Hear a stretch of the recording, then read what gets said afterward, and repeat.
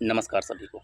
देखिए क्या है कि मैंने फेलियर पे वीडियो नहीं बनाया। मैंने जब 10th और 12th का रिज़ल्ट आया ना, तो मैंने क्या किया कि पास होने वाले स्टूडेंट पे या कम नंबर पाने वाले स्टूडेंट पे या ज़्यादा नंबर पाने वाले स्टूडेंट पे मैंने इन लोगों को बताया कि हाँ, सही है, कैसा है।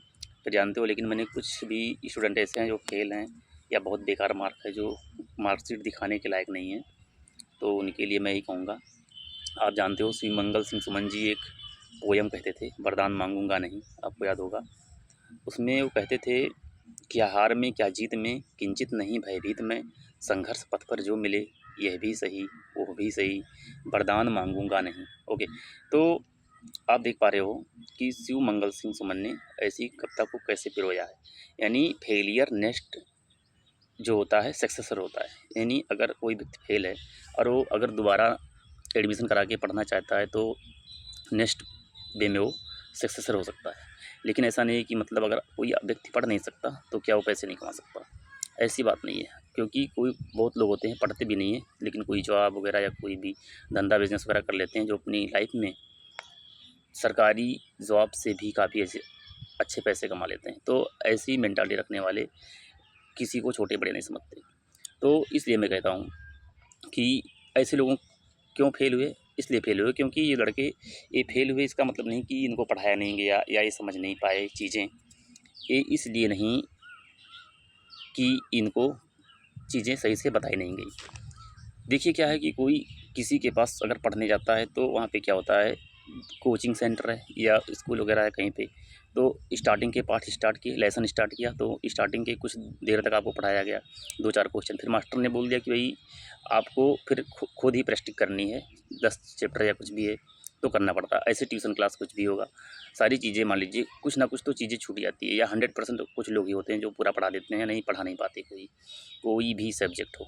यहाँ तक मैंने बहुत बार देखा लोगों को, या जल्दी जल्दी में पढ़ा देते हैं, एक्सरसाइज वगैरह कंप्लीट नहीं होगा, असाइनमेंट वगैरह कंप्लीट नहीं होगा, तो ऐसे होता है। ऐसे क्या होता है, एक समय की बात है कि एक हस्बैंड वाइफ थे, तो उनका एक लड़का था, फिर वाइफ मर गई तो बच्चा क्या हो गया, मतलब उसकी माता जब एक्सपायर हो गई तो बच्चा अनाथ हो गया। वो दूध पानी कहाँ पाए, छोटा बच्चा पैदा हुआ, उसकी मम्मी मर गई। तो गाँव वाले बोले, यार तुम दूसरी शादी कर लो। तो आदमी मान गया और दूसरी शादी कर ली उसने। तो जब दूसरी शादी कर ली तो बच्चे की सौतेली माँ आ गई, तो बच्चे को इतना सेवा करती थी, मतलब उसको ज़मीन पे उतरने नहीं देती थी, इतना नहलाना धुलाना सब कुछ चारपाई पे। ओके, तो एक दिन क्या हुआ, गाँव वाले पूछे, तुम सौतेली माँ हो, इतना सेवा क्यों करती हो? तो उसने बोला कि मैं इतना सेवा इसलिए करती हूँ कि ये लड़का जब बड़ा हो जाएगा तो मैं सौतेली माँ रहूँगी, तो मेरे को ये इतना रिस्पेक्ट या इज्जत नहीं देगा जब बड़ा हो जाएगा। इसीलिए मैं इसको इतना सेवा करूँगी कि एक चारपाई पे पड़े पड़े चलना ही ना सीख पाए, ताकि जब ये चलेगा नहीं तो चारपाई पे बैठा ही रहेगा, तो मेरा कुछ कर नहीं पाएगा। इसीलिए मैं इसको इतना सेवा कर रही हूँ कि चल ना सके।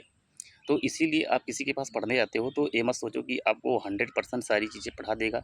अगर वो सारी चीज़ें बता दिया तो आप कोई अपने माइंड पे कोई प्रेशर लोगे ही नहीं, ठीक है ना?